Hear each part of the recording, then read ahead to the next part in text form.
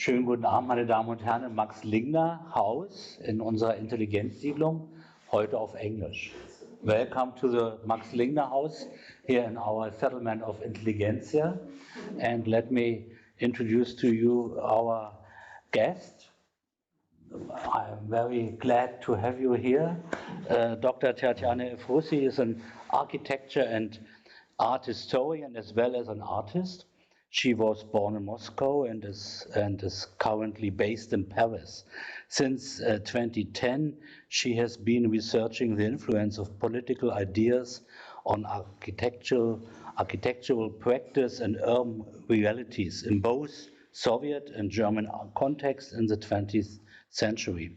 In 2011, she graduated from the Department of Art History of the Moscow State Lomonosov University with a paper on connections between Bauhaus and the USSR. As a researcher at the Museum of the Moscow Architectural Institute, MACHI, she curated the exhibition Bauhaus in Moscow in 2012. Her doctoral research dedicated to Hannes Meyer's life in the USSR during the early Stalinist period was supported by the Ernst Ludwig Ehrlich Scholarship Fund.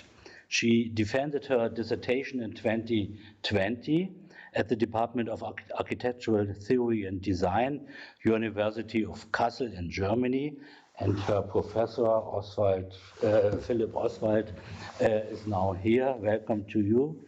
And in parallel, Efrussi continued her art practice and studies, and in 2021 graduated from the Beaux-Arts de Paris School.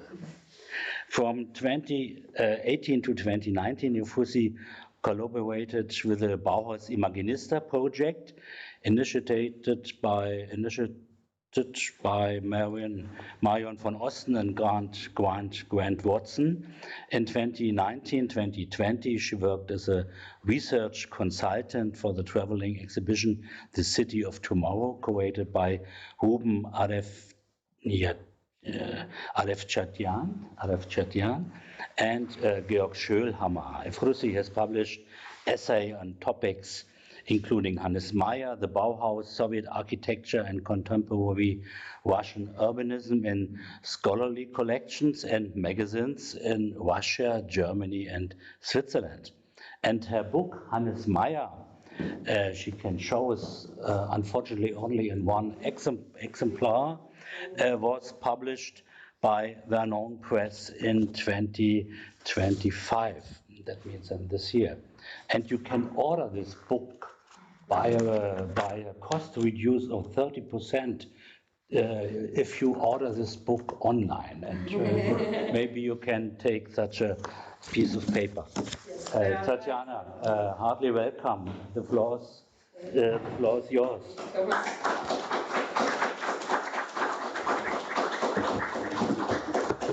Yes, thank you, Tom. Thank you very much, Thomas, and thanks everyone for coming. I'm delighted to be in Max Lingner Stiftung in this fantastic Peredelkina Intelligentsia settlement. And so today I will talk about the book, which is out since 2025. Also, don't hesitate to order it in the libraries, because I think the most important destiny for the book is to be in the library. Yes, so, and I have this before I get to Hannes Meyer and what he did in the USSR. I have to say a few words about the current situation, because I worked on the topic since many years, as you've heard. So I'm presenting the research that has been done before 2022. And in 2022, Russia launched a large-scale invasion in Ukraine.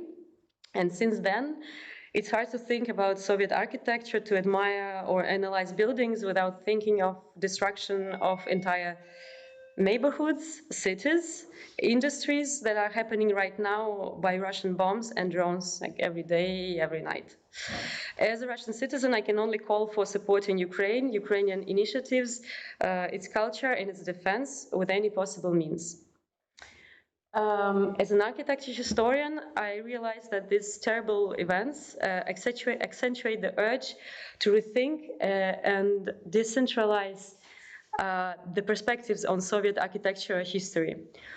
For example, if you want to understand the necessity of this shift of thinking, I can recommend this book by Yevgenia Gubkina, who shows to which extent the architecture of her hometown, Kharkiv, and lives of the authors, the architects, was influenced by the imperial oppression perpetrated by Moscow. So it's a very tough reading, but I think it's really urgent to read it now. So and now to my book. So as I said, I've been working on it, on this research since many years. And the first image I chose in the book is this one, because actually my encounter with Hannes Meyer was first happened around 2008, 2009, when I heard about the architect and the Bauhaus graduate Philipp Tolzina, who came to the Soviet Union along with a number of other foreign experts, engineers, architects to work on the construction sites of the first 5-year plans in the beginning of the 1930s. And as many others, he was arrested and was sent to the Gulag camp in the northern Urals, Usallag. And he survived thanks to his abilities as an architect and also as a handcraft designer, and his skills of handcraft designer. And in 2009, maybe 8, I traveled to Perm to consult his archive. Part of it is in Berlin, but also there are projects that are kept in Perm. And one of those projects was this one. I don't know if you see well with my head. Okay. One of this project was this one. It's a project of rebuilding of a salt storehouse into the villa of the camp commander from the 1940s. So it's an image that is very striking. You think that it happens in the very severe climate.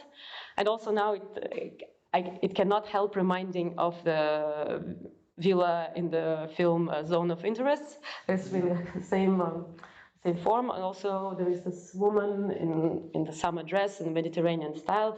So the image is very powerful. And I could not, in his notes, Philipp Tolzina he was thinking, he survived and he stayed in the region, and afterwards he worked on the reconstruction of churches and was involved in different other architecture projects and started to work on his recollections about Bauhaus time and the past.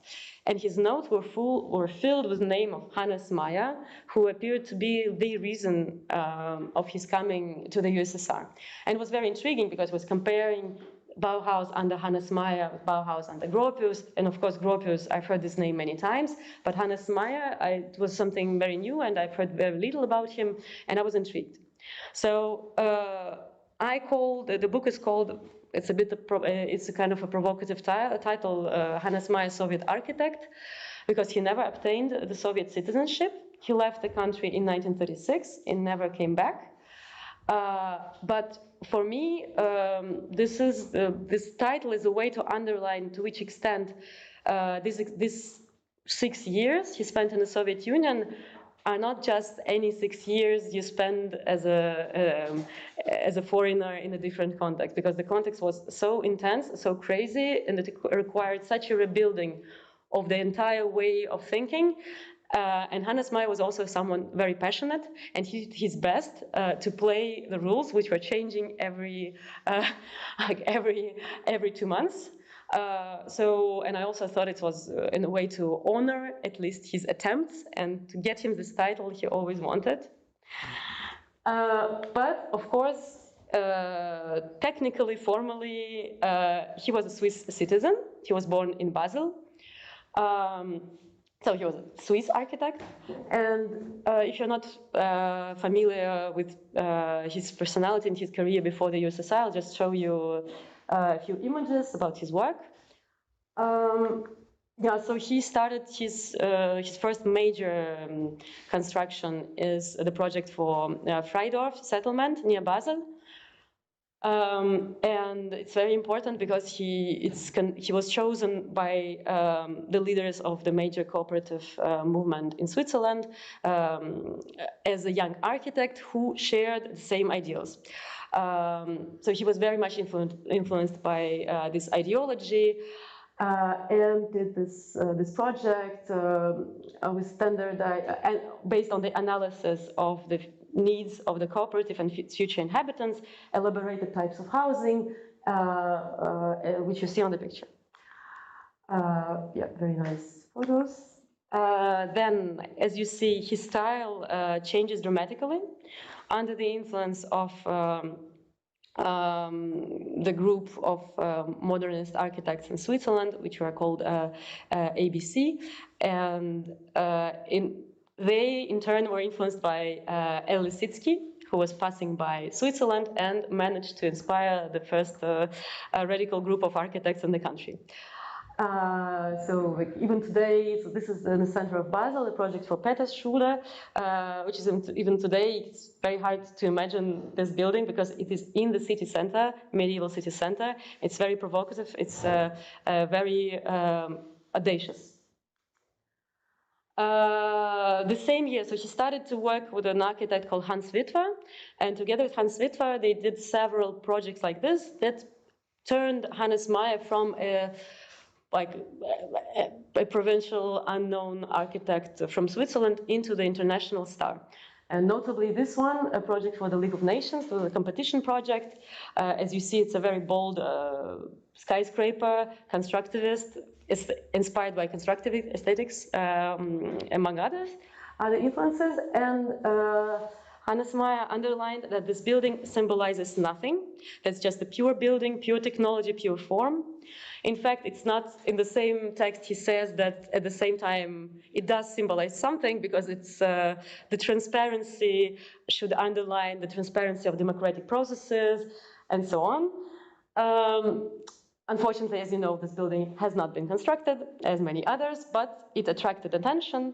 And Hannes Meyer was invited to the Bauhaus school in Dessau to run the first architecture, to run the architecture department. This building you probably you know very well because it's near Berlin. It was the project that also was designed together with Hans Witwer, and it was implemented with the participation of the entire Bauhaus school. And it was something very new, very radical, because Hannes Meyer was very consistent in his desire to make the students participate in the actual construction, to introduce the forms of collective design and collective work. Students were supposed to work in groups, and also to learn to study the needs for the future users. The building should have been based on the analysis of the landscape, of many conditions, and on like, the biological structure of the human being. Yeah, so that is how it looks today. Another major, very important project during Hannes Meyer's time at the Bauhaus is this one. Now it's protected to the UNESCO legacy, Laubenganghäuser in Dessau. These buildings were designed and constructed by the Bauhaus students, young architects, so the idea was to have a low-cost housing for the workers, something affordable but well organized. So it was furnished. With a very available, cheap furniture, which was also something very new in the time in that period. This is how it looks. So it has nothing to do with the sort of a stereotype image we have when we think about Bauhaus. It's not white, it's not cube. So it's really more about the profound study and the idea to reduce costs and make something affordable, as I said. So the slogan, the famous motto of Meyer's Bauhaus was Volksbedarf statt Luxusbedarf, the needs of the people instead of the needs of luxury.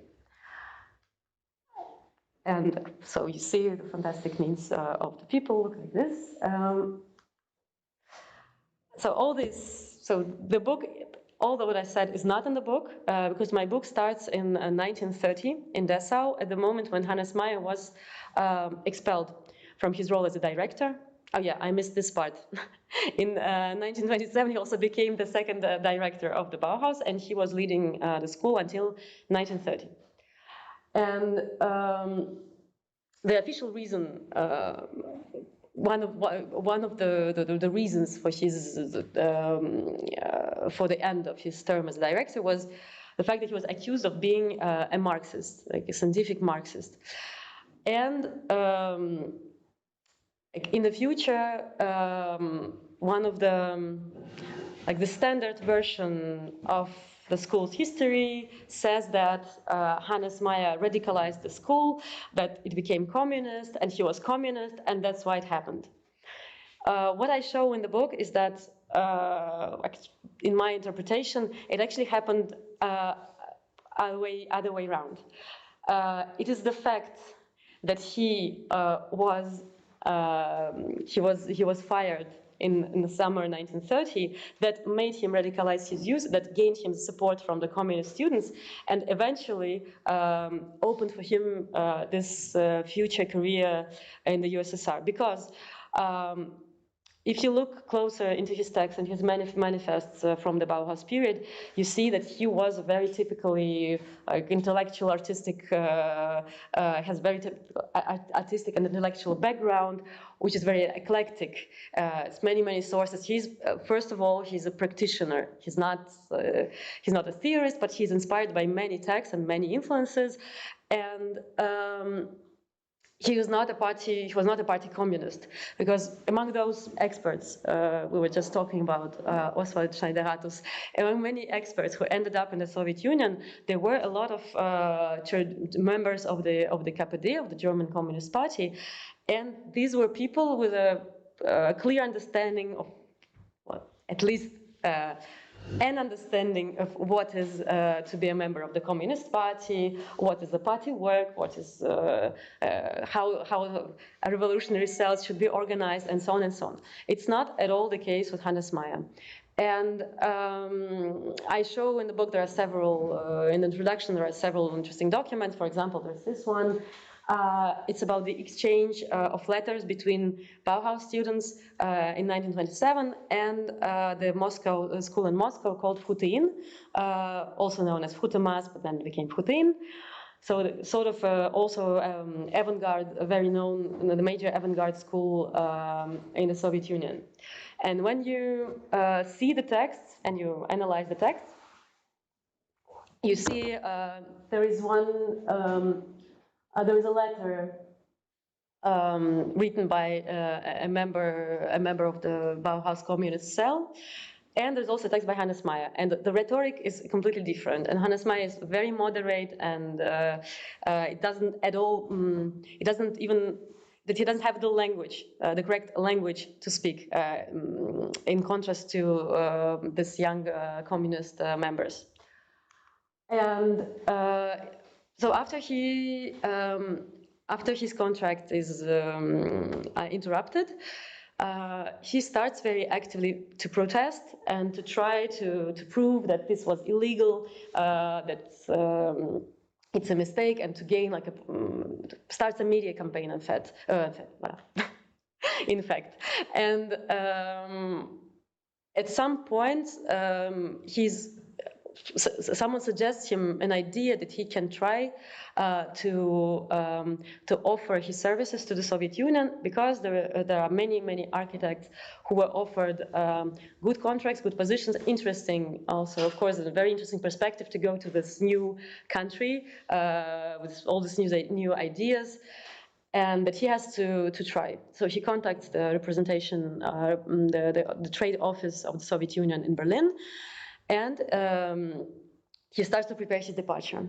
And during these preparations, he writes also different texts, and he gives an interview to Pravda, like the communist, the main paper of the Soviet Union.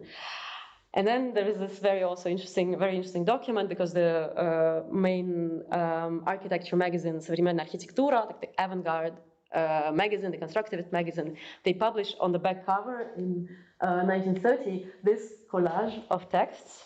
We have a fragment of interview by a fragment of a letter that Hannes Meyer wrote to his colleagues, Moisei Ginsburg and others, where he explains very calmly that, well, you see, the situation is completely absurd. There are social democrats use me because they have their own agenda, political agenda. So just very argumented letter. And at the same time, there is in the center the fragment reproduction of the interview to Pravda, which is called "The Creative Work Anti-Capitalism is Impossible," where he's like, it's very weird because it's a translation, of course, and we don't even know if he ever said it, because probably he uses the quotes from indirect quotes from Gorky, for example, about zoological individualism, like zoologic individualism. Like the language, he doesn't, there's the contrast of the language. And it is signed Hannes Meyer, and of sorts, his entire path in the Soviet Union is a path where he tries really to make this new political identity become true, to become Hannes Meyer and not Hannes Meyer, and like it works more or less. Yes, if we have time afterwards, I'll show you a very striking document I could discover. When I was working on my dissertation, at some point, I decided to have some air and went to see a movie, like a recent film, which was created by Ukrainian filmmaker Sergei Loznitsa, which as he often does, is a montage of archival documents that he turned into a film, like that you can see in the cinema. And this is a document. These are archival materials which document the first public show trial in 1930, which is called a trial of industrial party, Процесс промпартии, where a dozen of engineers, industrial administrators are accused of being wreckers, traitors, collaborators with white immigrants, and all possible spies, all possible accusations, absolutely ridiculous, absolutely absurd, and it is staged. So the accused have to appear in public and confess these sins and confess these atrocities. In short, this is a rehearsal of the four famous Moscow trials that happened later in the decade in 1936. And so I go to see this film, and after 2 minutes after the beginning, I see Hannes Meyer enter the hall where it all happens. Here. So of course I think I hallucinate and I spend too much time with Hannes Meyer writing this dissertation that I start seeing him everywhere. So fortunately, thanks a lot to Sergei Loznitsa, I wrote to him and he replied and he sent me the movie so I could see it again and again and again. And this is the only existing film appearance of this person in this context. It's this context which where we see Hannes Meyer. So yeah, I brought this small fragment of the film. You can see it afterwards. It's I think it's in November. It's in November because Hannes Meyer. Right after, yes, because Hannes Meyer arrives in October, and this is one of the first events he even attends.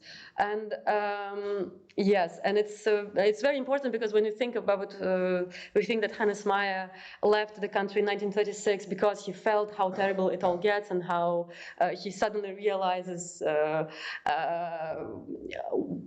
Like the essence of Stalinism, actually, it is already there when he arrives, and it's one of the, yeah. So as I mentioned, there was this. There was already this exchange between Bauhaus and the Soviet architecture school, Hutin, and actually the students that came, they were also students from Hutin who traveled to Bauhaus in summer 27, and they met Hannes Meyer because he was the only person on the campus, and he was around to show them the school, and also they had some debates. We don't know what debates. And as I could see,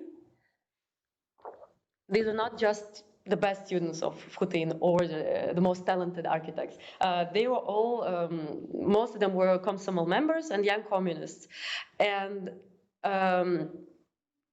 when Hannes Meyer arrives, Hannes Meyer arrives, so he's not greeted by, as we can imagine, by say Ginsburg or Vesnin brothers or any other like stars of constructivism. He starts to be in touch and to influence and to be in contact with the group of young communist architects, which is called VOPRA, the Old Union Association of Proletarian Architects.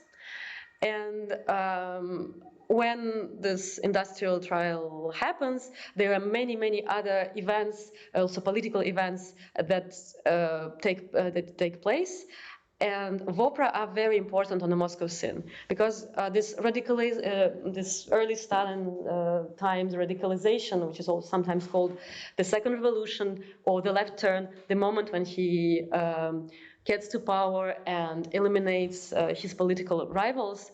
Also, when the first 5-year plans start, and it means also decolonization, like the destruction of the village, the hunger, all these events are there in 1930.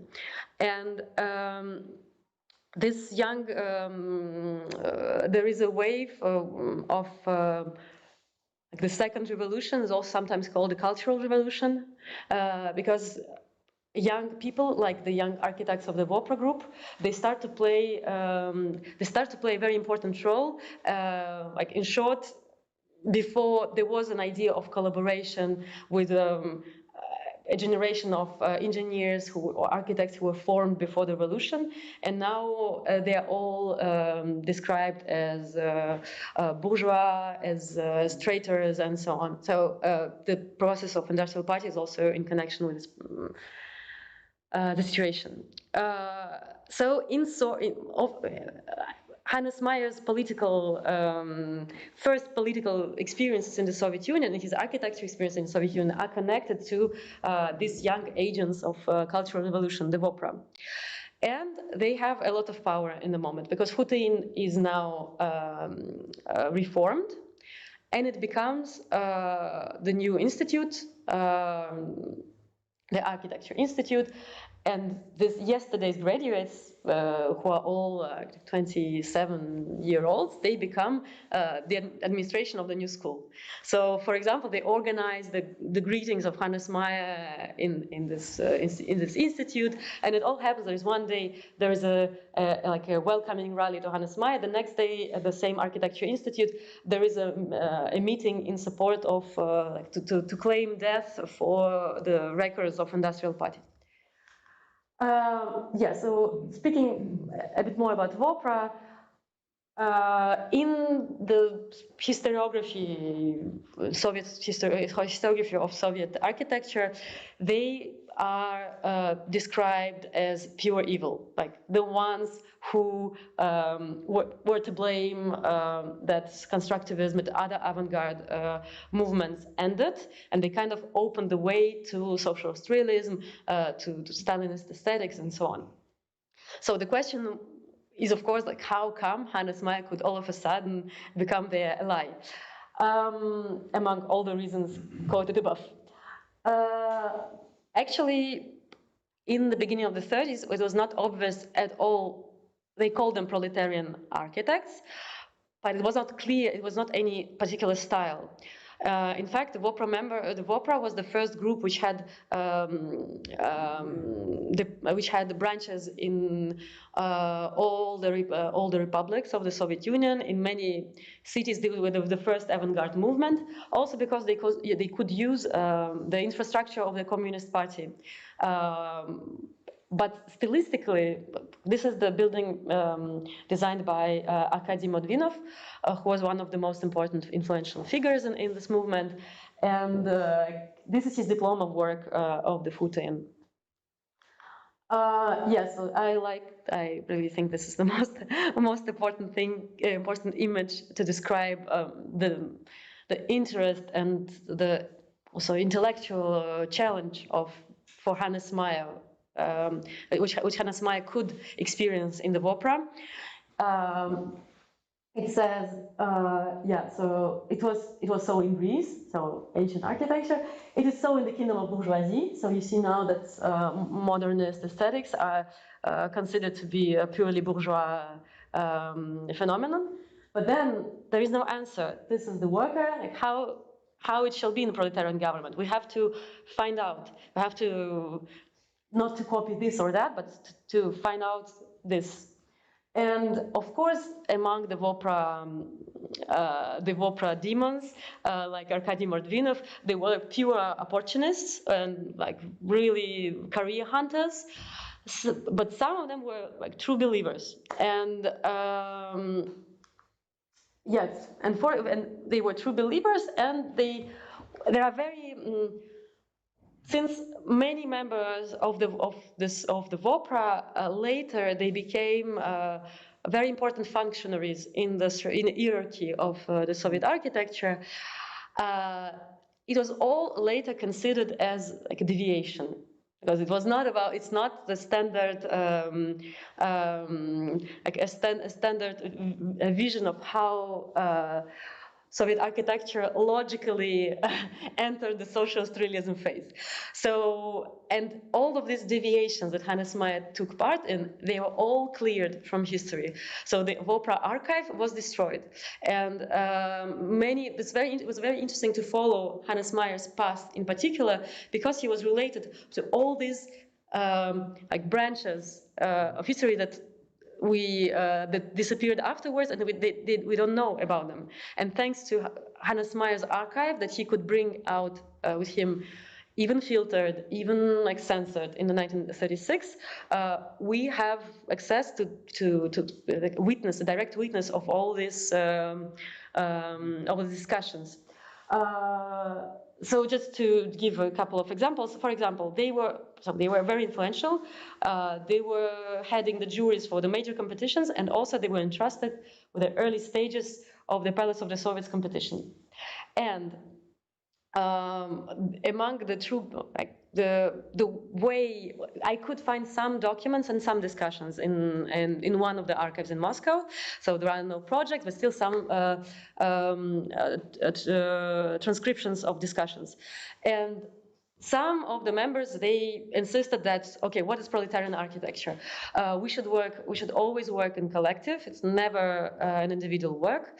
We should, like the primary idea is to start before any architecture project. You need to have an inquiry with the future users to analyze their needs. They need to express. We need to have meetings, and also to consider amateur suggestions. So even if the worker is not an architect, he should be there to express his opinion. And at some point, they even tried to to seriously do it. And for example, in the exhibition, the first exhibition of the Palace of the Soviets international competition, with projects by Le Corbusier and Gropius and everyone else, they were about, I forgot the exact number, but maybe among 250 projects, there were like half of them were amateur suggestions and proposals, and were also such questionnaires which were given out to the visitors, where they were asked like your opinion about this part of the building. This part is about general composition. What do you think about in this project? So you were supposed to take the form and answer very a specific question about the organization of the building.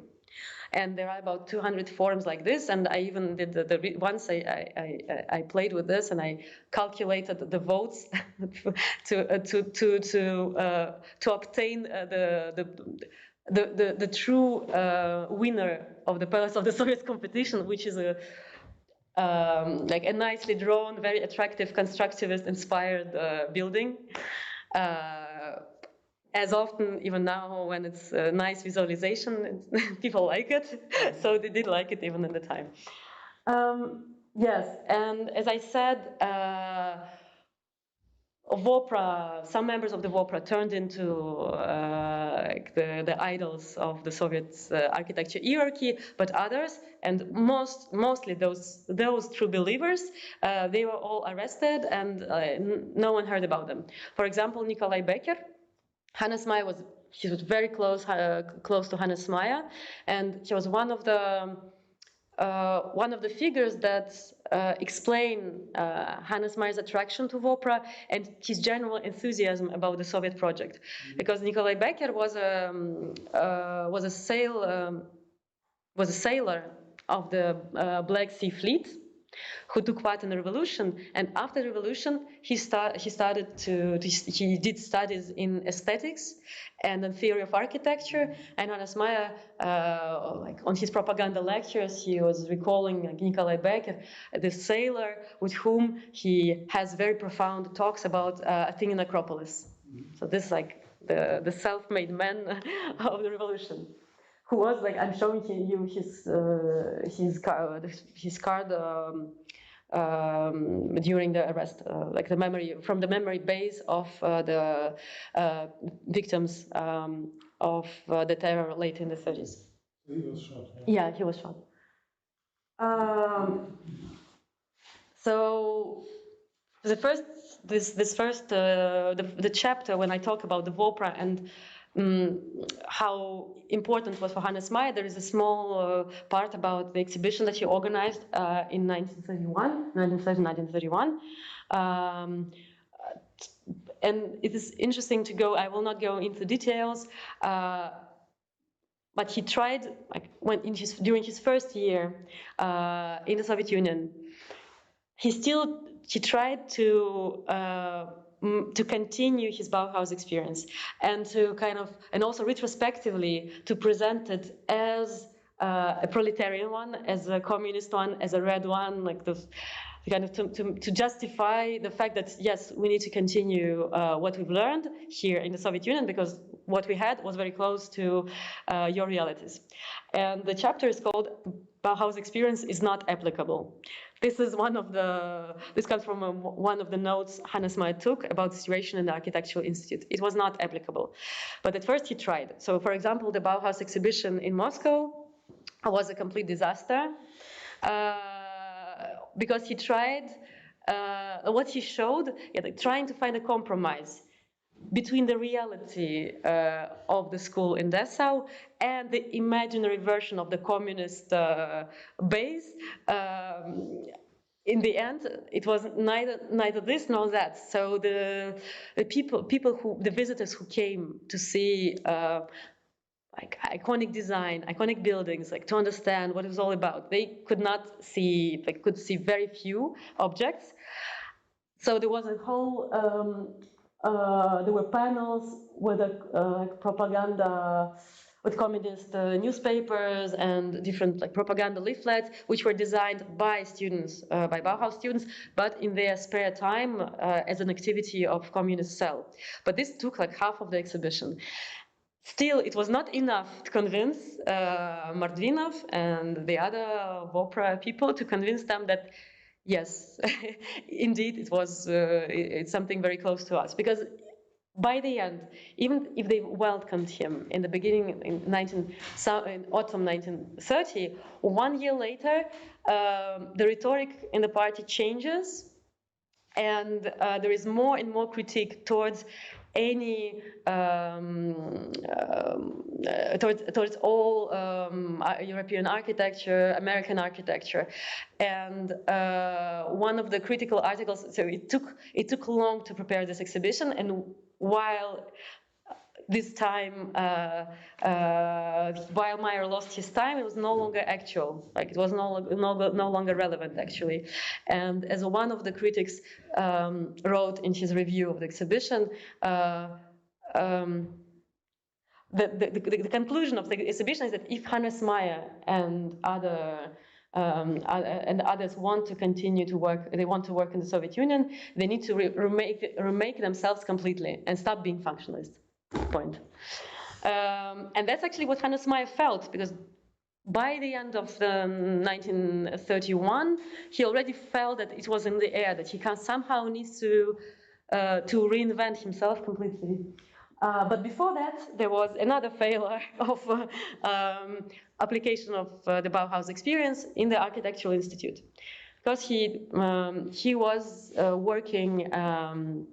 He was teaching, different positions in teaching, and also thanks to Hannes Meyer, I could understand to which extent we never talk about this, that this was a very experimental institution, this Architectural Institute in the beginning of the 30s, IC or VIC, because we know of Hutein, and we know that later it became like this neoclassical education and nice drawings of Doric columns. But in between, there was this VIC, which is a product of this radical turn, second revolution, with this crazy, obsessed Vopra young people in the administration and very radical experiments, educational experiments. For example, it was one of the first institutes where the so-called laboratory brigade method was introduced as a universal one.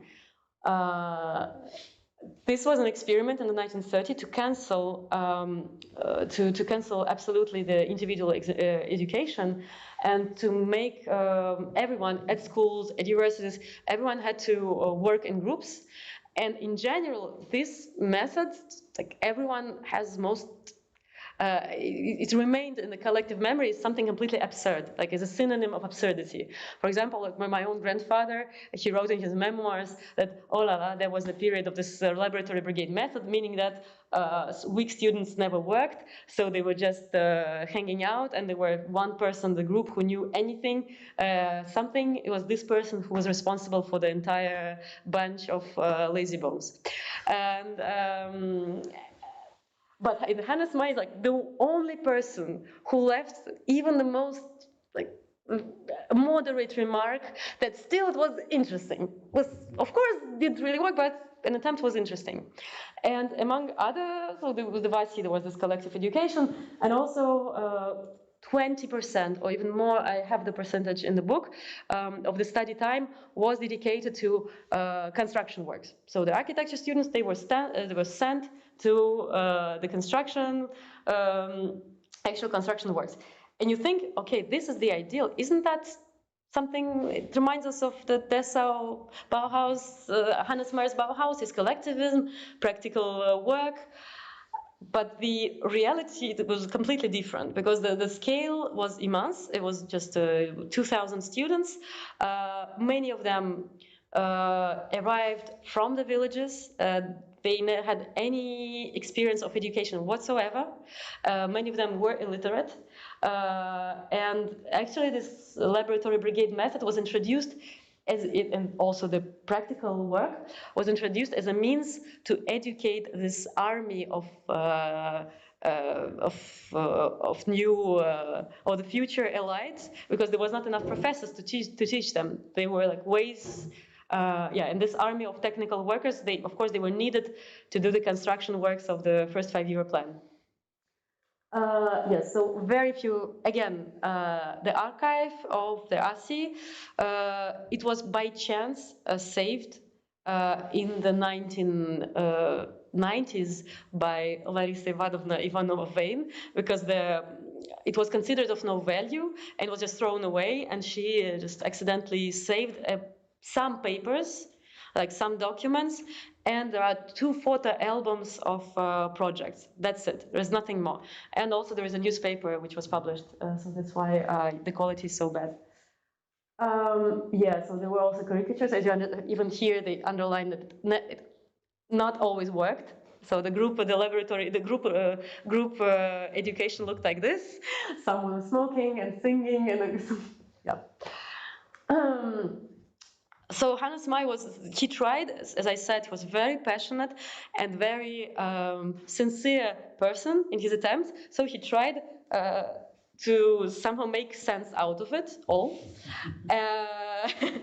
And he had different methodological proposals to try to save somehow and to try to transmit what he experienced in the Bauhaus to this new reality. For example, he suggested there were different, I discuss it in detail in the book.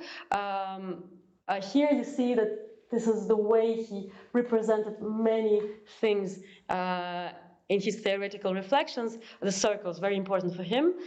Here the circles represent the complexity of the study task. Because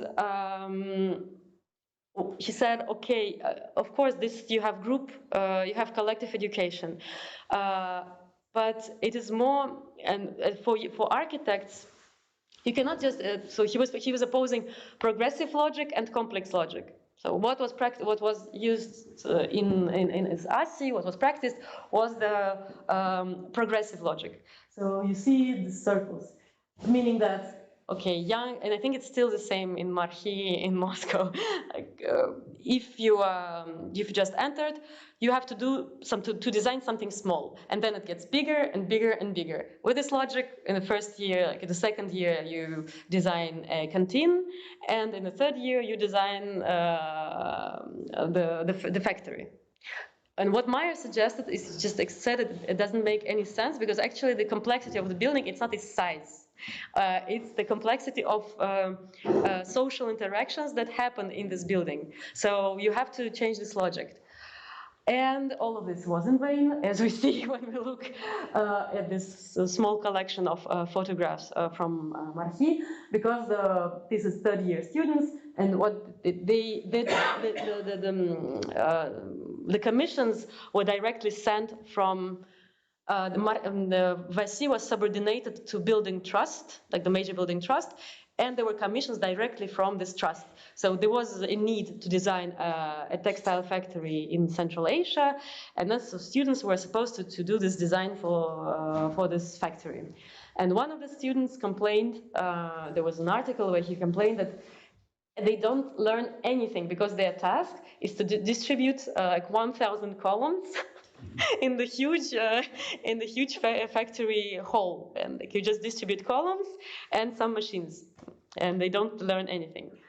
Yes, so I think this is a mistake, because actually these are 2 second-year students who designed factory canteen, which in theory can be a more complex task for them. Yes, so as I said, Meyer tried his best, but already in 1932, this whole VASI experiment was criticized more and more. And in short, since it was the functionalism or functionalist approach as such, which was considered to blame that nothing works, that it doesn't make any sense. No one like this, because this whole experiment because it was so narrow. This VASI education was so narrow that there were 4 specializations: public buildings, factory buildings, agro-industrial buildings, and something else. But there was an urge during this 3 years that it should be even more specialization. You cannot just become an architect, specialist in factory design. You need to become an expert in design or for light industry or for this industry, for that industry, because the only what we need will be just architects that can go and start working tomorrow, like doing this kind of standard designs for new factories. So now it was all considered as a huge mistake, and since the mid-30s, the education in Architectural Institute, Marhi, came back to the pre-revolutionary, more or less to the pre-revolutionary models of architectural education, and this is just a very nice, very representative building, even though it's from the 40s. I think it represents well the new guidelines. Yes, very shortly. I know it's a lot. Among this impossibility to apply Bauhaus experience was the work that Meyer did along with students from the Bauhaus who also came to Moscow. They were hired to work in an institute which was called Gipravtus, the institute that was supposed to produce very quickly standard designs for technical, higher technical and secondary technical schools. Of course, this is a type of the task which was familiar to Hannes Meyer, who was very interested in educational buildings. You saw the Petersschule in Basel. There is also ADGB building. But Meyer does not, in any of the documents, you don't really understand what he was doing there. This comes from this institute's magazine, negative examples. So before arrival of Hannes Meyer and his group. It's very bad because it's very expensive, it's huge, mostly it's very expensive. So when Hannes Meyer arrived and they started to work there together with Bella Scheffler, Philipp Tolzina, Thibaut Weiner, they were entrusted with a very responsible work. Just to give you an example, we have very little. We don't know if it was never. They were never signed projects. The idea is really to have the standard design. So this is the most popular project that was produced by Gipravtus in 1930-31, student dormitory, which looks like a barrack, probably in short, because it's just the most cheapest form.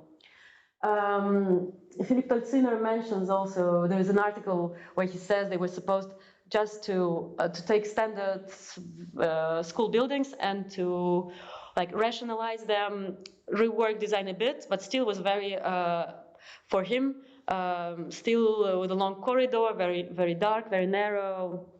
And where we see really how the Bauhaus experience, as in Meyer's example, how for them this Bauhaus experience could work in theory. You see that in a very interesting project that they suggested in 1931, a project for a brigade school, where they do the Hannes Meyer way of design thinking.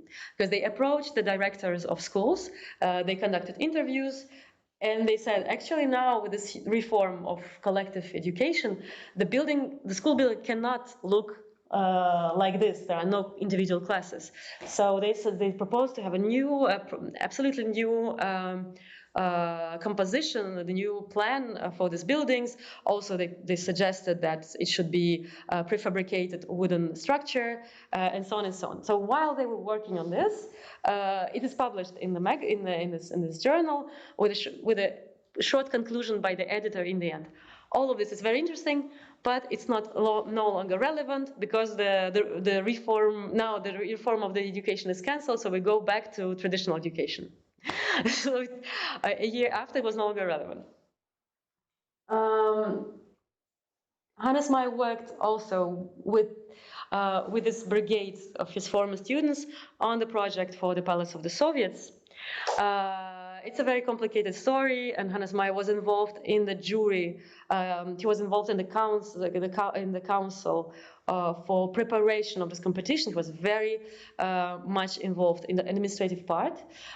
He was present in Kremlin for the discussion of the future policy of the Soviets with Stalin and Voroshilov, and so on and so on. What is interesting is that when we look at the project that they wrote, that was submitted to the jury, and also when we analyze the comment to this text, the commentary text, we see like something went wrong at some point. So what Hannes Meyer wrote also shortly in one of the manuscripts, that the brigade breaks apart. So probably you can see the traces of this impossibility to continue working in this project. From the one hand, of course, it's a very smart, very interesting building where all the fluxes of visitors are calculated, organized in a very intelligent way. Of course, it's a building that can be transformed. No, I don't have the image. It can be transformed in many ways, also very interesting technologically. But also, this is Hannes Meyer that was the first one just a year before to say that we don't need any expensive building for the first 5-year plan. Le Corbusier's Centre Soyuz building in Moscow is just the thing we don't need because it's too expensive, it's too much glass, with every material is deficit material. So now to reflect the wealth of the Soviet Union, we have to clad the palace of the Soviets in expensive marbles. And also they suggest to have sculptures and paintings. They are not elaborated in this design, but they are included. So you see some sculpture groups. Yeah, and what is introduced?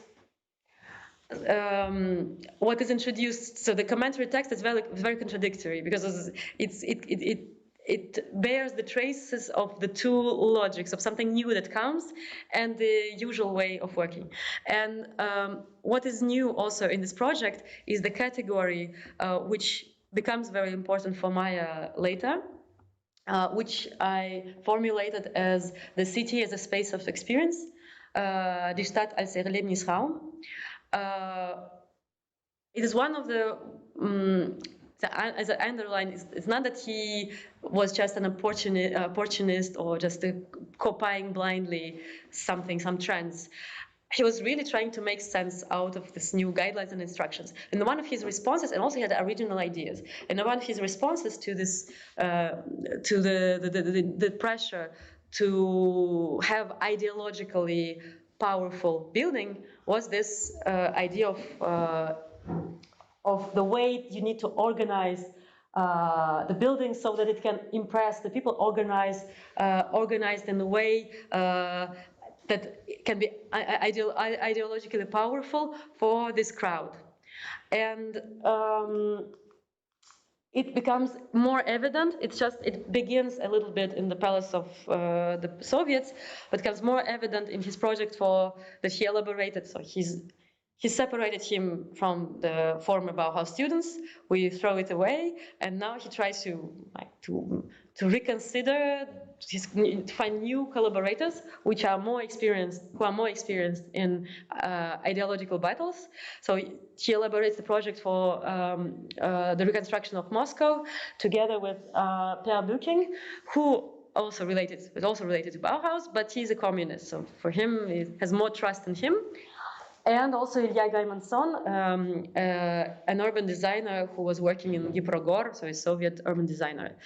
And among other interesting ideas that Hannes Meyer has in this project, and the group, Hannes Meyer's group, of course, the most striking is the reconstruction of the center of Moscow, because they start their essay about the project to say that, okay, so the ideological, or the most important role of Moscow is the ideological center of the party and of the Soviet Union.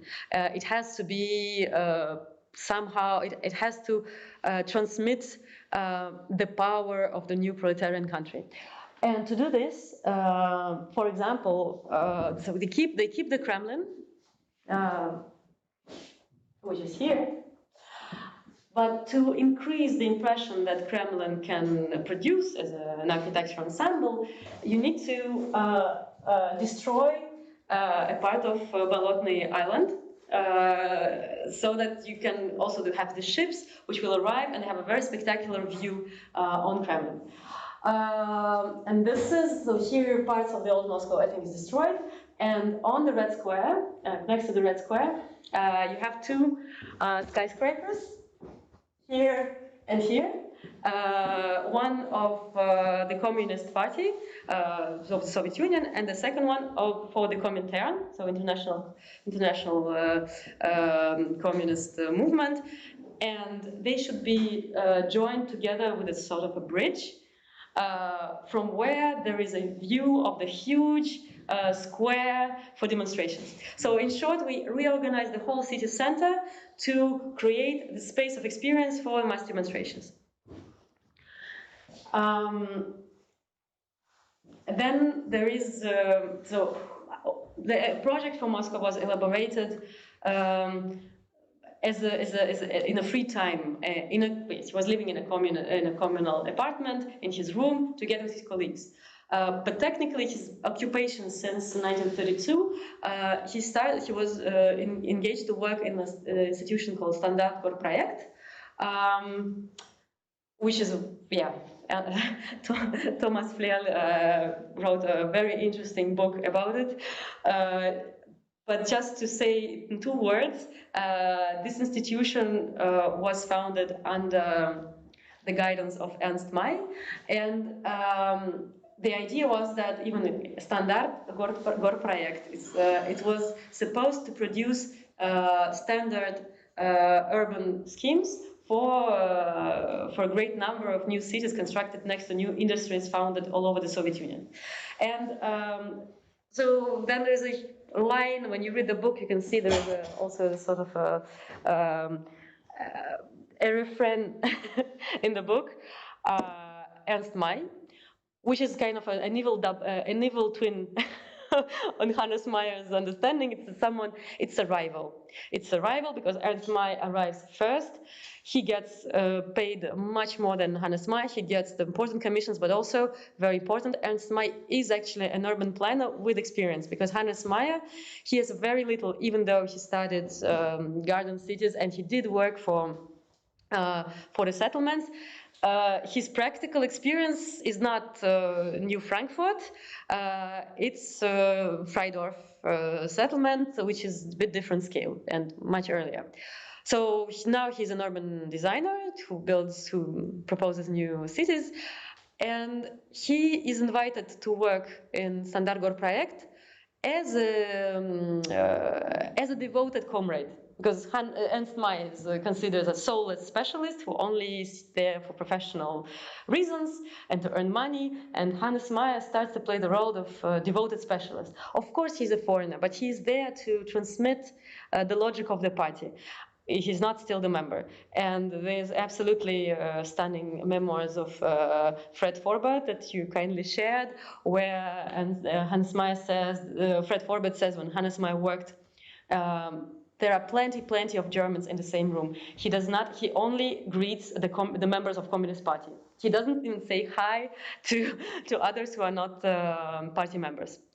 And he's entrusted with a group which is called a special purpose department for special purpose, cities of the special purpose, next to important military factories. One of them is Nizhny Kurinsk, but there were many others, and so it's not easy to. No, I'll say a bit this next slide, but on this slide, I just wanted to show you that even when working for the so-called Sotsgoroda, socialist cities somewhere in the Urals, there was still this idea of the Erlebnisraum somewhere in his head. Because here, the city center, I could read the transcriptions of discussion of the project inside with the experts in VSNH, the ministries, in a discussion of the project among the experts. And it was criticized also for the scale, because they say that it's absolutely ridiculous. The scale of the square is does not correspond to the size of the city. But for Hannes Meyer, it was very important to design the center. There's a very nice star-shaped landscape design also. So this is the political center, the cultural center, the park for leisure and culture. So the demonstrations, they would accumulate in the city centers in the center of each neighborhood. Then they jointly walk together to the center. Then they walk through the alley of shop workers to the political center, to the cultural center, and then to the park for culture and leisure. So this was something which obsessed Meyer on the same level as what kind of housing types we should use, how to connect industry, and how to organize railway connections.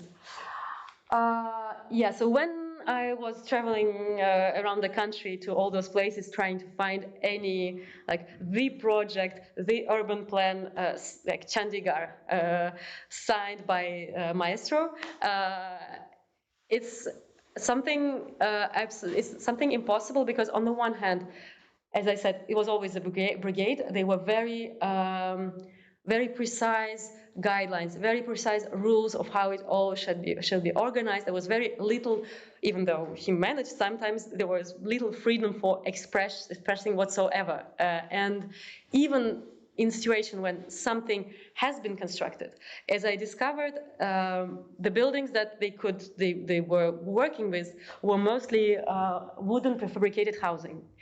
So yeah, so like this one. This is in Ijevsk. So together with his group, they were designing the new neighborhoods in the Sotsgorod in Ijevsk. And all of it, when I was looking for its traces, it's not there, because there are houses built in the 40s. But gradually, I realized that this is the rest of this Sotsgorod Hannes Meyer was working on. And houses like this were, actually, this was quite an advanced technology for the time. It was a step forward, because others were living in the mud huts or didn't live anywhere. And this was a technology that was that required collaboration with foreign experts, because this was the mass housing of the time. It was just wooden. That's why we do not we have a little we don't have images in our heads about it. Yeah, so basically, Hannes Meyer, among his ideological fervor and interest put apart, he was distributing this, like traveling to these places, studying the landscape, and distributing these wooden houses, the wooden blocks in an appropriate way, even though, like for example, this image is about the construction in Nizhny Kurinsk, and this one. So today, when he arrived, so they created they came to the place, the project was elaborated, and then when Hannes Meyer came back in a couple of months, there is an article in the local newspaper to denounce the chaos, because there are 3 industries here, and each started to construct something, and there are houses standing in water, and no one even followed the plan. It was just a complete chaos. But there was one very interesting challenge for Hannes Meyer, the urban planner, was the project for Birobidzhan, the capital of the Jewish Autonomous Region, which is, of course, a story apart. So that's why the book now appears in in the base for Jewish studies, because there is a chapter on Birobidzhan. Just to resume, it was not. The city wasn't the idea of this autonomous Jewish region was not an idea of the punishment. This was a fantasy of having like a Jewish secular state, which would be like, which was a dream of many Jews at the time, and there were settlers coming from Argentina, from the United States, from of course from Eastern Europe, from many countries, and from Palestine also. And one of the Hannes Meyer worked in Standardgor project in this very problematic role for about a year, and then he was transferred to Gibragor, where he was working in the in the cities in the Far East with his another brigade, Планировочное бюро, planning bureau. And since he was responsible for this entire sector, geographical sector, it was his work to design Birobidzhan. Yeah, so at the time it was just the paradox was that if in Nizhny Kurinsk I just showed, there was the size of the city was determined in connection to its industries. So somehow the Gosplan, the main planning institution, they would determine how many workers we need in the city and why and what place it should play in the general economic structure. So it was, I was working with a demographer who was estimating the population. So here, this was a very particular situation, because no one, like the size of the population depended completely on the success of the propaganda campaign for resettlers in Birobidzhan. In reality, and at the time, so this resettlement started in about 1928, 1930. So the settlers arrived to the station, Tikhonka, here, and there were some barracks and mud huts. And also, it's nothing. And nothing else was there. And the climate was very harsh. There were also some kolkhoz founded nearby, but the city did not exist. There was no city. And Hannes Meyer studied the climatic situation, and this is all, this lower part, there's a river right here, and there is a hill.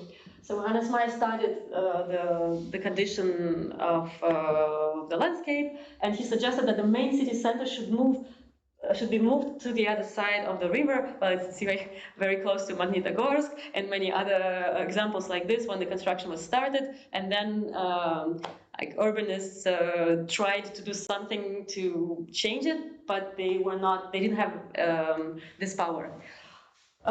Yeah, so again, the same principle, several centers. There's the major center, spectacular ones. Then on the hill, there is a park for leisure and culture.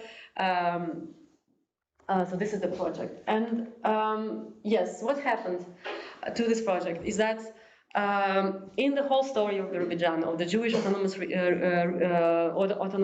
region, oblast, from the very beginning, the geopolitical, so to say, logic prevailed upon the logic of any other logic, actually. It's like, okay, of course, the Jewish citizens want to have their states. Fantastic, but why do we send them there and not another place? Just because we need a powerful military base on the border with China occupied by the Japanese.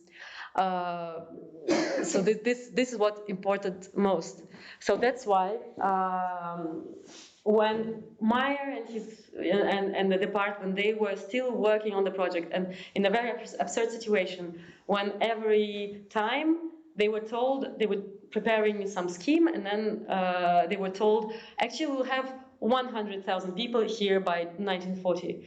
Oh no, actually 200,000, and every time they had to remake it while they were working on this, there was the Ministry of Defense already took this most convenient, this driest place. They already installed the military base because they had they had power, and they need this was the most important figures in the whole in this whole enterprise of Birobidzhan. And also, like, small parenthesis, so the military base is actually over here, And here today stands the huge, since 2017, I guess, there's a huge federal prison, which occupies like the best spot from Hannes Meyer's plan. And in this federal prison died last year Pavel Kushnir, a figure of anti-war resistance. And also now there are a lot of Ukrainian prisoners in this prison because it's on the it's 9,000 kilometers from Moscow, and they are kept there. Yes, but apart from this very down-to-earth questions in how to organize the new city in the situation when you don't know how many people they will live, and also like where to place it. There was another challenge for Hannes Meyer, because he was told during the discussions that now the new guidelines for architects and urbanists in the Soviet Union is socialist realism, so proletarian, national informed, socialist in content. So he was faced with a demand to imagine a national expression for Birobidzhan. And again, someone very passionate and very serious, he took it seriously. When he came, he actually took a lot of, he wrote a lot and he took images of different architecture forms that were that were present. And it's, for me, when he describes it, he's very critical, saying, it just reminds me of some ridiculous Yiddish play. It doesn't make any sense. You have like American houses here. You have as if you're in Poland here. But this is like a very vernacular expression of what Birobidzhan was. It was this conglomerate of newcomers. Each of them brought their tradition, and maybe this was the spirit of the place. But Meyer was more impressed by different local indigenous. He's very attracted to vernacular architecture, so he was very critical towards the Jewish settlers, and impressed by Korean, the housing of Korean population, which were also living in the region, some Siberian indigenous architecture. And yes, so very difficult task, how to, in the Far East, invent this non-existing form of a Jewish monumental architecture, which is not also religious, or could be religious. This was the debate.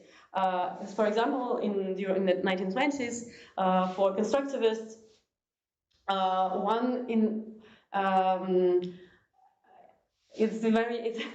it's very colonial image, where you see that this Moscow-based architect who says, no, this religious architecture is not interesting, we should forget it, all of this is dead, and this is the new living East. We should be inspired by the housing architecture and so on. So, and then by the mid-1930s, during this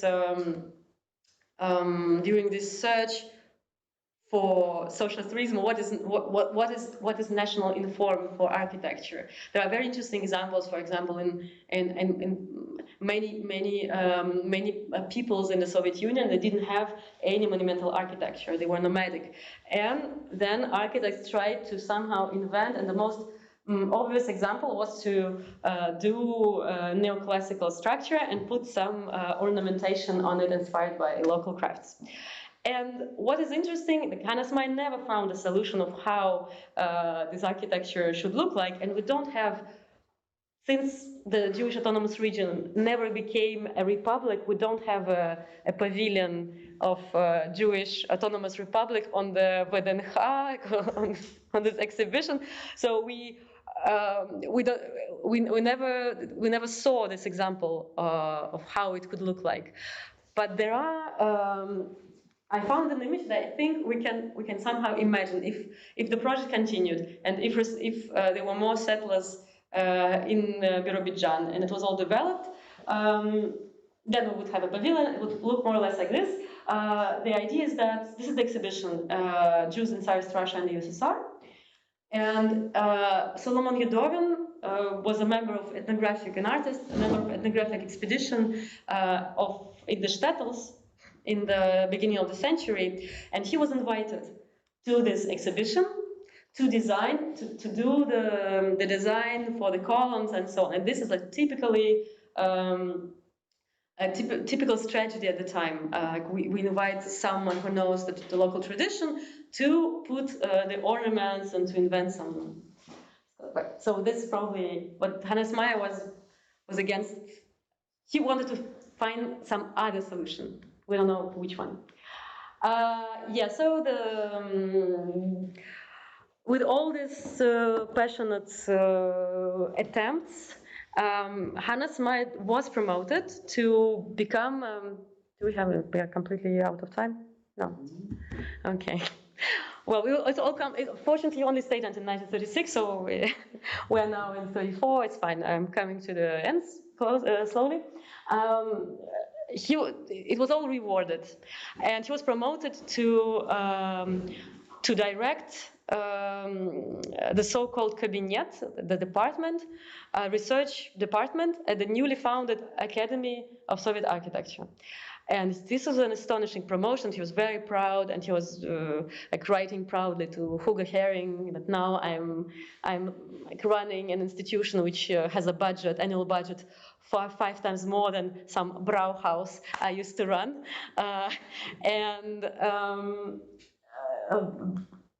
so in this role he was used as this loyal, devoted comrade.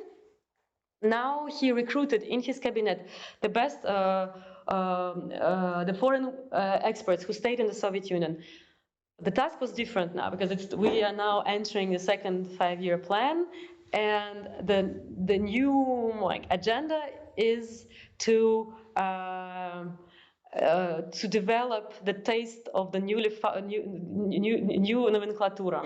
So now there is this new bourgeoisie which is present, and we need to reward them with nice. They will have access to everything, nice housing, nice furniture, but no one knows in the Soviet Union. We just yesterday you lived in the mud hut, and now you have to somehow become a культурный человек. It was not obvious, a civilized person. So now these foreign experts, they were recruited not to solve the Wohnungsfrage, not to solve the housing question, but to transmit the Wohnkultur. This is what Margareta Schutte-Lichotsky wrote about this period, who was also working with Hannes Meyer in this cabinet. And there was this magazine, Architecture Abroad, and Hannes Meyer wrote admiringly essay about this building by Ivar Tengbohm, admiring the treatment of inner design and so on. But still, this idea of Erlebnisraum is also somehow present, and now it is introduced. I'm showing a bit later example, but this is, you see, this scheme shows what he understood, that on each angle opens a new experience, new spatial experience. And Meyer tried to keep this idea even on the scale of apartment.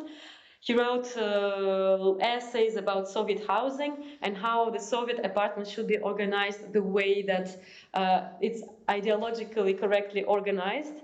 So the main center in the apartment is not the bed or the bedroom, of course not. It should be the study, and the whole block should be organized the way that all housing is oriented towards the political center of the neighborhood. He did not take with him. We have only text. There is no trace of what he. Maybe also for the Jewish autonomous regions, he also had some ideas, but nothing is left. He could probably just destroy it, or he didn't take with him. And but through this text, he's showing.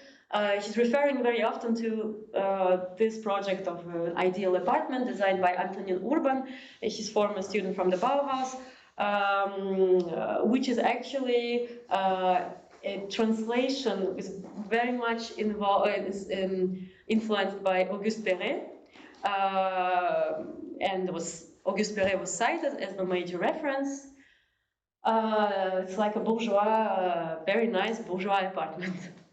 And Margareta Schutte-Lichotsky and Hans Schmidt were also participating in this apartment cell competition, and they were much more realistic. So, for example, they say that it's very important to have individual rooms, individual studies, because each member, we will not just copy some bourgeois lifestyle.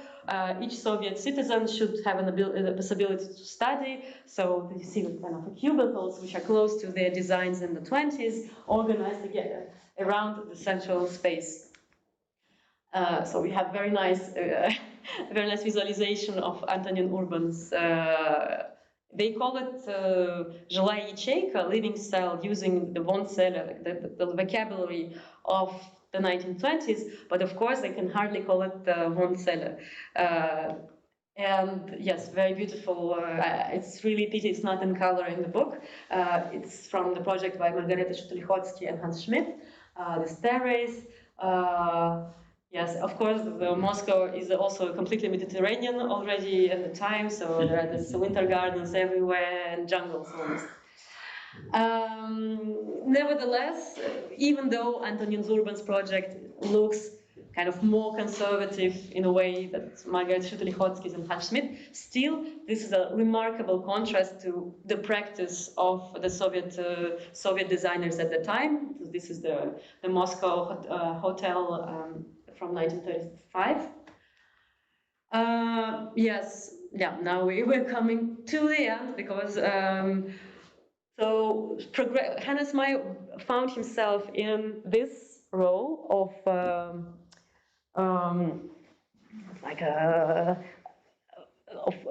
among this, they call it maestros of architecture, masters of architecture.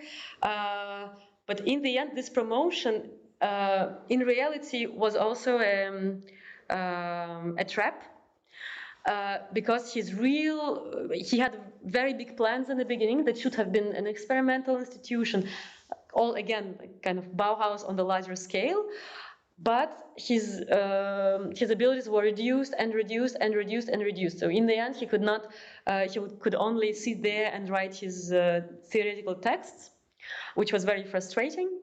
But still, he was in this privileged position, and in this, he was taking part in the preparation of the major event in the 1930s, the first Congress of Soviet Architects in 1937, and Meyer was participating in the group for housing questions, and during these preparations, he organized the talk. He was also at some point heading the House of Architects in Moscow, and in this role, he invited Mikhail Akhtovich, theorist, collaborator of Moisei Ginsburg,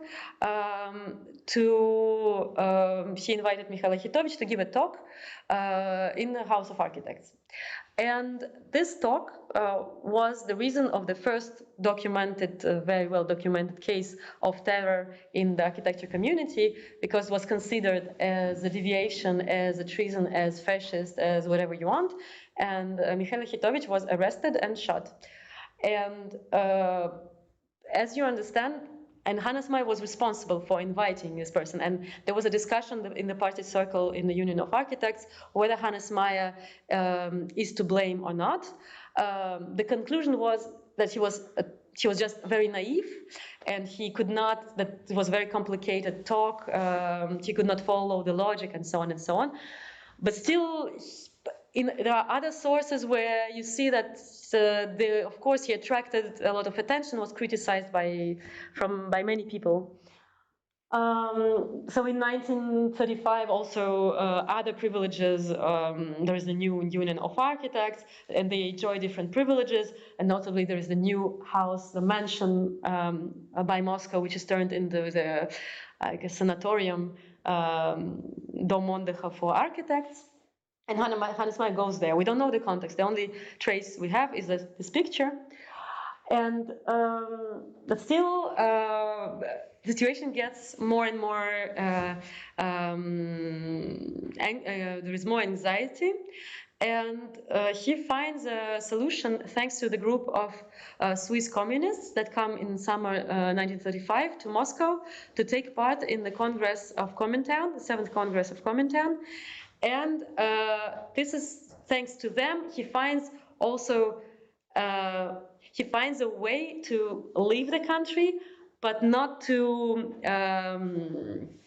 but to stay loyal. Because now there is this new the new guidelines of Comintern is before social democrats were considered as social fascists. Now again, all the left parties should collaborate, should reunite in front of the fascism and Nazism. So there is this new wave of possibilities which opens up for Meyer, who is considered an experienced person who can transmit, who can use experience because he traveled abroad to give propaganda lectures.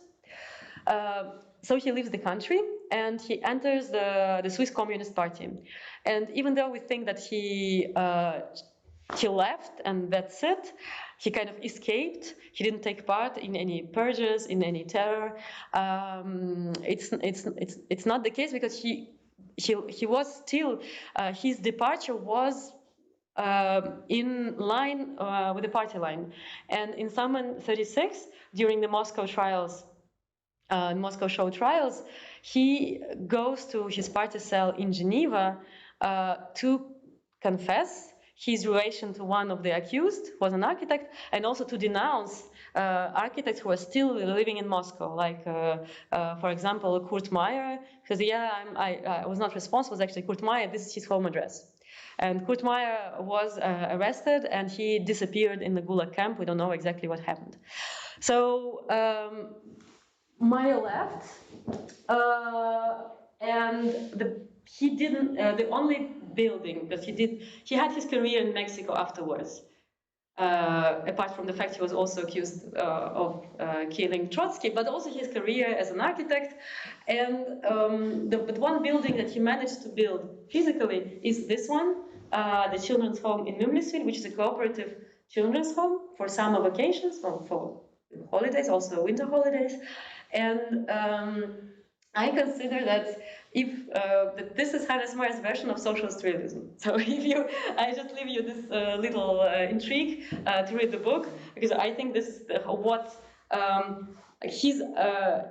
he was really like the unresolved questions imposed in the Soviet Union still stressed him a lot, and he wanted to find answers, and he was still replying to some debates in the Soviet Union when still living in Switzerland. For example, he was also writing to Architektura SSR when his article was omitted in the general index, so he was very upset and he wrote a very angry letter. So he considered himself still completely bound in the inner debates in the Soviet Union. And so the last image in the book is that, of course, he left, but somehow he stayed. And also, there is his shadow, even though he hasn't constructed a building in the Soviet Union, there's his shadow which floats somehow. And for example, from time to time, there are different buildings which are ascribed to Hannes Meyer.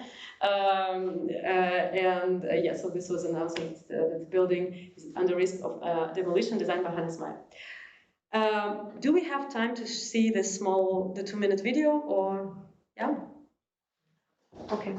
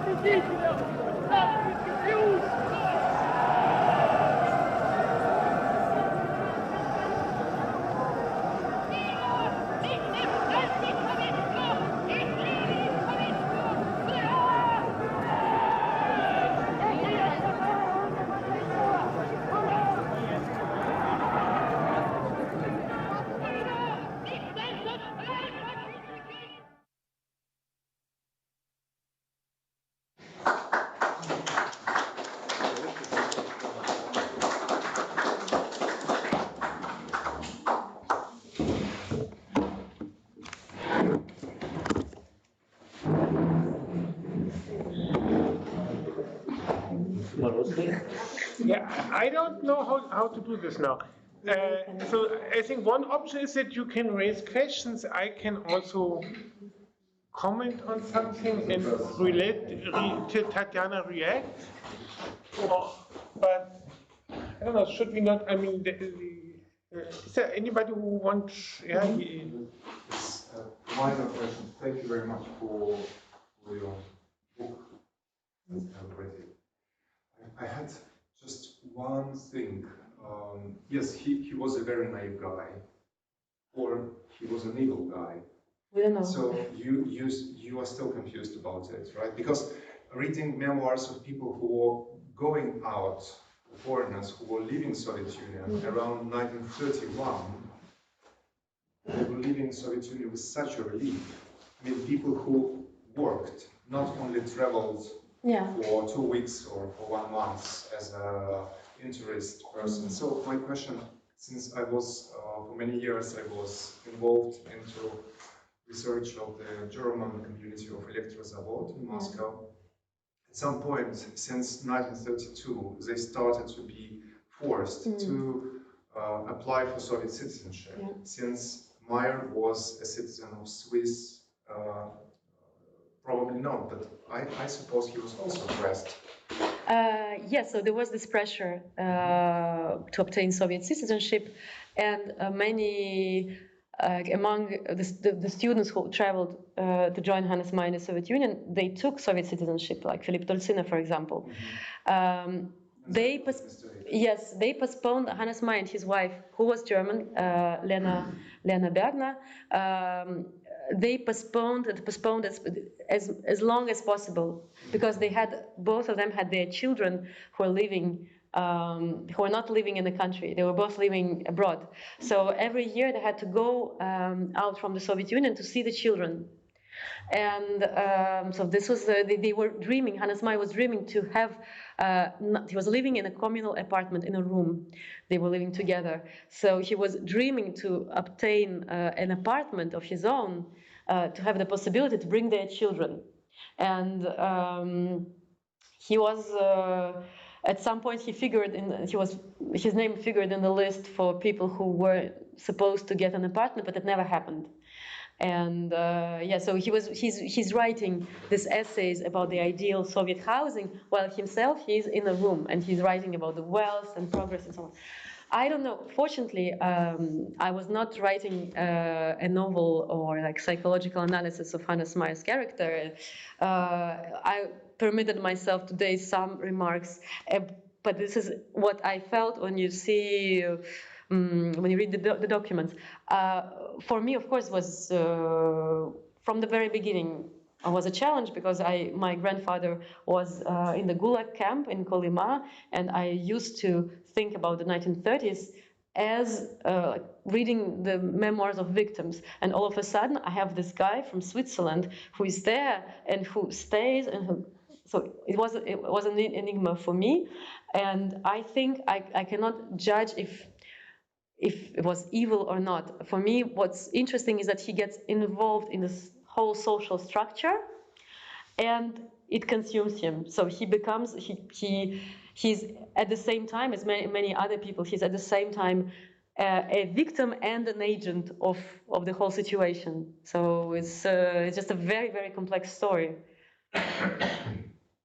Please tell us also this short story of his wishes to become a member of the Communist Party. Yes, sure. Yes, because he... Becker and so on. Yes, because he actually applied to be a member of the Communist Party. Because even from the... Yes. When he... There's a very interesting source, is the book that he was planning, when he came to Switzerland, he was planning to write a book about his Soviet experience, which was called Soviet Fuge, Sowjetische Fuge. And it was never written, but it's a very important source. For example, he has a note about the industrial party and so on and so on. So all I think that happened is in this plan for the book. And in this plan, he says that in October 1930, sofort in die Partei eintreten, left deviation. or something like a deviation. So to enter immediately the Communist Party is a deviation. No, he's told he cannot enter immediately, so he needs to study first. But the idea is already in his head, and then he does a lot, and he assembles a file to apply in 1933 after a series of very successful lectures abroad, and. It never happened for different reasons. Also because technically there was a so-called cleansing of party ranks in 1933, and for 3 years no new members were accepted.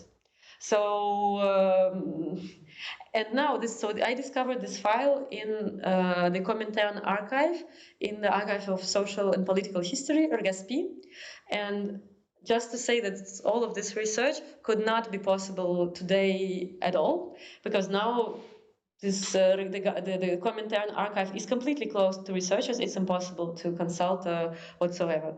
And this is just one example among many. There was another question. I would maybe then also comment. Yeah. So first of all, thanks a lot for this fantastic book. It's very impressive. And I was especially impressed by this extensive geography, I guess, of your research, and you worked in German, Soviet archives, and even Abidjan, yes. I suppose you mentioned. Yeah, sure. That's fantastic. I have a small question actually on sources, because I suppose the archives of Architectural Institute at the time are quite scarce, yes, and how were you able to identify these projects? Because you showed lots of type projects. I also work myself in type projects. I see that often there is no authorship. Yes, there is just Giprovus. Yes. And then you show in your caption that Giprovus, which is a Soviet institute, it has a Hannes Meyer brigade inside. So would they acknowledge it, or was it your research? Yes. And so. And also how his collaboration with Soviet architects looked like. Did he have like Soviet students, for example? And what was his role in this Giprov tools, Giprovor, yes, and our institutes? Yes. So first about the archives. This was the challenge for this research, because of course it was to situate, to understand where these projects can be, etc. Fortunately, because it's very hard to work with the archives regarding 1930s, because they disappeared, they were burned. Thomas, you can also comment maybe in German afterwards. But in short, Hannes Meyer was it's very lucky that we have this problematic figure, because he took with him, he brought with him this projects elaborated in the Soviet institutions, for example, Standardgorprojekt, etc. So you can, as well as Ernst May, so you can see them. Sometimes the one that you quoted about Gipravtus, this was a project for the Palace of the Soviets, so it was not a type project. This was their, they signed themselves as the brigade, Gipravtus Brigade, but this is their authorship. Of course, it's very hard. That's why I never say it's Hannes Meyer, but we know that, okay, for Standard Grade, this is Hannes Meyer's brigade. This is the brigade. We don't know how relations. I describe a bit in the book. He describes when he denounces in 1936 his relation to one of the accused. One of the accused was actually a member of his brigade, and he describes how they worked. So who was that? This role of this architect was to was the housing. Another one was in charge of this and that, and that. He describes it. As for relations with the Soviet colleagues, yes. Yeah, but I think maybe we go more to conceptual question and kind of this kind of archival delicacy. Yeah, okay. You can kind of discuss later. So it's Georg? Thank you, Tanya. Talk. Sure, I think. I have a very naive question. I'm a philologist, so I'm interested in all this linguistic things. Yes. So, did he speak Russian before he came to Russia? No, he learned. He's Swiss. He's Swiss, so he means that he's four mother tongues. When he was one month after the arrival, when he came to this process, there was yes, he's there with, we see him coming with a young man, and he's talking to the young man. So I think it's the interpreter, the interpreter. In the film, yeah. Yes, Yeah, so yes. this, And also so he has he's talented for languages because he has his like a Swiss. They have many languages. He speaks Schweizerdeutsch as like a Basel dialect, writes in German, then he learned English, then he spoke French also. I wrote his letters in French. I read his letters in French. Then when he came, and he was really, for him, there is also leitmotif in the book, is that for him, learning Russian, meaning learning like this Bolshevik language. So it goes hand in hand. But he was very proud in 1933 when he could give a talk about some party events in 1903 in Russian. Yeah, I said I would like to comment because to your first question, I mean, so one thing is clear that he is not the only one in this moralistic dilemma or kind of drama. Yeah, so and my issue is I'm very interested in all this, but I don't speak a word of Russian and I'm hopeless with languages. But so kind of, for example, like the Magnitogorsk is an absolute icon in avant-garde history. But this is not in any way related to the fact that this is a gulag town. Yeah. I mean, forced labor just used So that is there is kind of a total separation of an architectural history and political history. This is really kind of so it's not an only issue of the contemporaries. What did Ernst Meyer was thinking about this? I mean, he must have had some sense about what was going on there.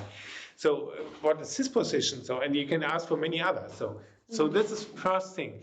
I think with Meyer, I think on the one hand, for me, it's kind of course, beyond any belief how he developed and how he behaved. I mean, you can tell that also the mother of one of his children got into the gulag. One son is killed in the gulag, and so and it survived, but then she died, and then very close friends and collaborators have been killed, and so on. And he's, to his friends here from the union what's the name? Urban also was killed. That's why in the book you have in the index I put a little a star next to all the names of people who were arrested, deported, because all of them.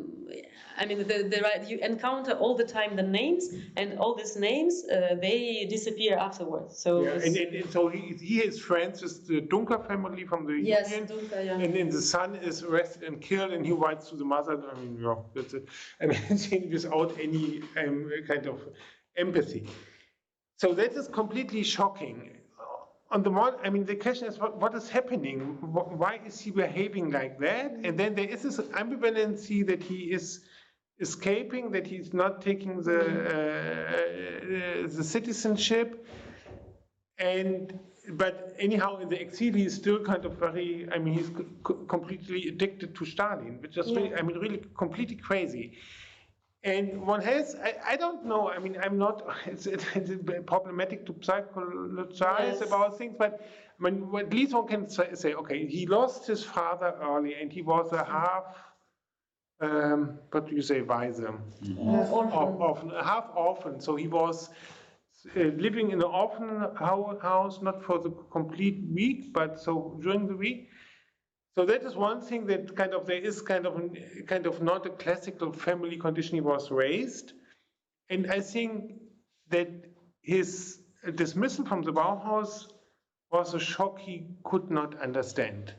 And it was, I think, a very deep disappointment. And one has to say, you can go deeper into the Bauhaus history, that kind of Molinot was much more Marxist than Meyer. Yes. Yeah. So, and he was also criticized by the communist students and so on. There was a shift even before, and I think was part of the trouble that this Karl Teige becoming teacher and so on. He was kind of approaching Marxist theories.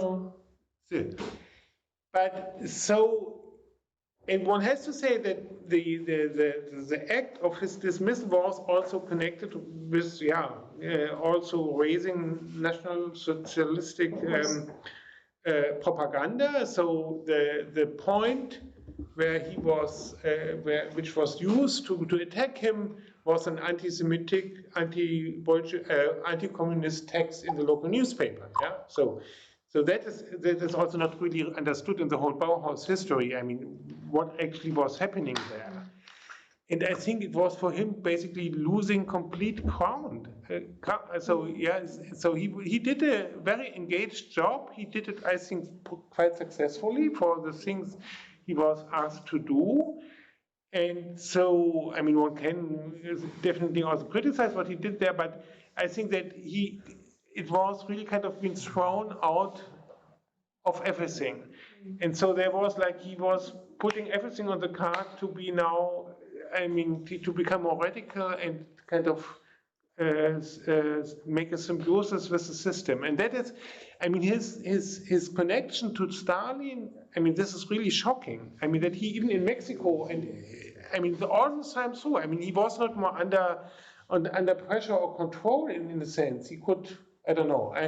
So that is, I mean, really completely irritating, but I think and one has to say there's also, of course, the impact of his wife, Lena Wagner, which I think she was a quite strong communist. So it was not, I mean, they have had a close relationship, and I think it also, that's not just him, it's them as a couple. Yeah. Yeah. But I could not, I didn't have enough sources. Yeah. To say anything about it, so I could only observe what I can say. Yeah, this was that. Auf Deutsch auch ist möglich. Sorry? Auf Deutsch ist auch möglich, wenn Sie wollen. But do you want me to speak in German? What's more comfortable for you? In German. Why should I? Yeah, I just said it's as if, please speak in English. Oh, fine. I have a different question, because I got the impression, I don't know, talking about architecture, because not talking about personal relations of people, obviously it's very difficult to understand why people behave like that, but many people behave like that, and we can't solve this question here, because it's not an architectural question, it's a psychological question, and we are not here to solve psychological questions. I must admit I haven't read the book, so I can't really judge what's in the book, but from what you said here, I understood that he didn't build anything. No. And he didn't plan anything. Did plan? He planned? Yes, he planned, but nothing happened from what he planned. No. So, I mean, do you realize that he didn't achieve anything at all? Of course. That was a reason for his absolute frustration. That he invested so much energy, and in the end, as a professional, he didn't have a possibility to see anything being realized. So it's a very frustrating situation. So that's why also this departure, how to at the same time continue a career as an architect and like see things being built. And also to stay true to his ideals, these new ideals. So it's yeah, but because from what you showed, yes. The buildings, yes, they were completely contrary to what he wanted. No, so I think maybe there's one point of disagreement, but we don't have further to discuss it. I think, it's not about psychology, what we discussed before, about politics. And he has had a strong idea about the role of architecture and urbanism for society. So I think it's hard to separate the two. But okay, so we leave it there. I think that,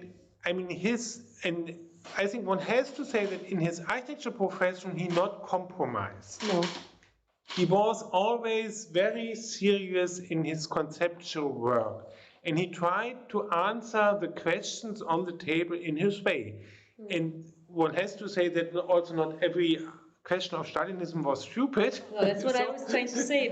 He tried to make sense out of. Yeah. So there was, of course, ideas. yeah. So there is, of course, also longer. If you also read the text of Simone Hein and so on, there is issues raised in Stalinism, which which are relevant, yeah? Yeah. So, I mean, we're starting with kind of with participation, which you showed. I mean, with this kind of call into the public, yeah? Yes, so this had something happened in architecture history like 3-4 decades later, yeah? So that is interesting. So so professionally he didn't compromise, and he was very, I think this is, I completely admire. I think, okay, he didn't build, that's a tragedy for him, but kind of conceptually, I was saying he was in his lifetime developing 5 different concepts of architecture with a really very enormous substance. So in this sense, I don't think he was failed. Until the very end, I mean, it was extremely frustrating for him, but he managed kind of in the new context in society to find different answers for the question on the table. And this is quite amazing. Yes, for example, even this, to give one example of about this national form, which can appear completely ridiculous, but at the same time, for him, who is attracted from the very beginning to the idea that architecture, vernacular architecture, responds to the actual climate situation and to customs of living and so on and so on.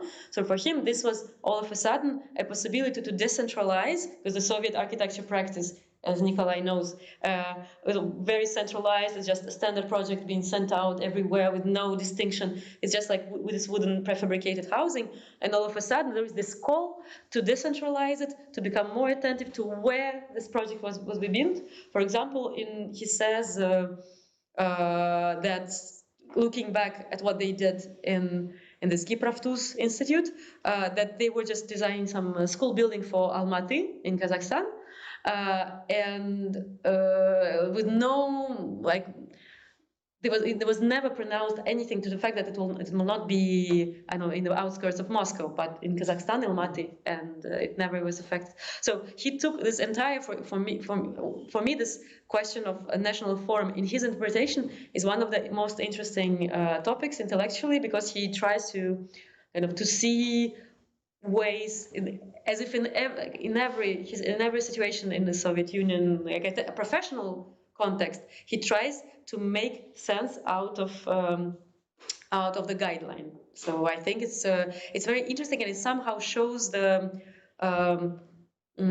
alternative version of the history of Soviet architecture, because in fact he was not alone to take it seriously and to propose interesting solutions, and just many others disappeared, and like traces of others disappeared. So I think it gives a very interesting optic on what was happening. Vielleicht darf ich eine deutsche Bemerkung dazu fügen. In der DDR, in der späteren DDR, fing man ja langsam an, sich auch über das Wirken von deutschen, anderen ausländischen Architekten in der Sowjetunion zu beschäftigen. Und da war immer die Rede vom Aufbau des Sozialismus in der UdSSR. Da wirkten die mit. Teilweise landeten die dann im Gulag oder kamen erst nach den von Adenauer frei verhandelten Kriegsgefangenen zurück. Aber es war dann auch wichtig, dass das Erbe von Hannes Meyer wieder neu angeeignet wurde. Und dann wurde Hannes Meyer als jemand, der beim sozialistischen Aufbau mithalf. Das war auch eine Brücke wieder, um das Bauhaus in der DDR zu rezipieren. Und der Ernst May war dann eine Brigade neben dem Hannes Meyer, was natürlich die Sache völlig auf den Kopf stellte, weil Hannes Meyer war der Chef vom Neubauprogramm, also wenn nicht der politische Leiter, aber der Chefingenieur von Standard Corporate oder Standard Gilles Stroy, also ein Riesenkomplex, der da gedacht war. Und meine Erfahrung, das bringt ja auch dein Buch zutage, ist eben, dass man auch die sowjetische, auch die stalinistische Zeit als eine komplexe Gesellschaft sehen muss. Da sind lauter konkurrierende Institutionen, da sind ganz verschiedene Interessen und es werden auch relativ relevante Fragen erörtert, wenn auch an einem völlig zentralisierten, politisch überformten und mit ständig wechselnden ideologischen Orientierungen geprägten Gesellschaft. Und natürlich ist gerade diese Ochitowitsch-Geschichte, da hatten wir ja auch uns ausgetauscht dazu, naja, mitten in der Entwicklung der Nationalitätenpolitik Stalins und der Frage nach sozialistischem Inhalt und national in der Form, kommt dann eben architektorisch und erklärt, naja, aber wir wollen doch nicht sozialistisch, sondern perspektivisch kommunistisch und nicht national in der Form, sondern regional in der Form. Also er sozusagen perspektiviert die stalinische Diskussion und nimmt dann die Kategorien von dem Stalin in seinem Vortrag und macht da also eine enorme Scholastik. Aber es ist trotzdem interessant, wie wir versucht haben, die starren Kategorien in Bewegung zu bringen, um die Moderne mit einer sozialistischen oder kommunistischen Perspektive zu verbinden. Und genauso das Weggehen, das ist ja auch unser Diskussionspunkt aus der Sowjetunion. Naja, der Meyer geht dann aufs Komintern-Ticket. Ja. Er gründet immerhin und hilft dazu bei, dass die Partei der Arbeit in der Schweiz gegründet wird. Und er ist dann, was jetzt glaube unschlagbar klar ist, Komintern-Chef in Mexiko. Und hat natürlich beste Verhältnisse gehabt zu Umansky, der war der sowjetische Botschafter in Mexiko. Der war einer der Sowjetschriftsteller, die moderne Kunst in Westeuropa vertreten haben. Und einer der hauptwichtigsten Punkte der modernen und aller der Experten, die in die Sowjetunion kamen, war natürlich Krestinsky, also der Botschafter in Moskau, in Berlin, der auch hingerichtet wurde. Und Umansky ist beim Flugzeugunglück in Mexiko umgekommen, wo keiner richtig weiß, wie es zustande kam. Also man muss sozusagen auch sehen, dass die politischen und institutionellen Auseinandersetzungen, und es gab auch mehrere Geheimdienste und die Komintern hatte auch einen eigenen Geheimdienst. Also es ist alles noch viel verworrener, als es normalerweise angenommen werden darf.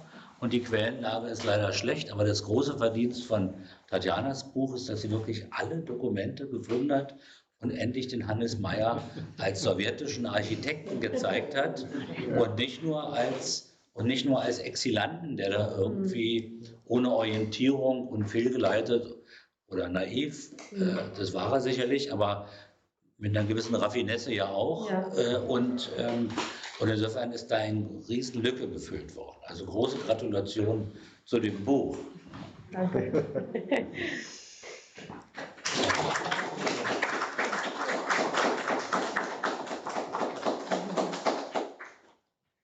Was möchten Sie denn noch wissen?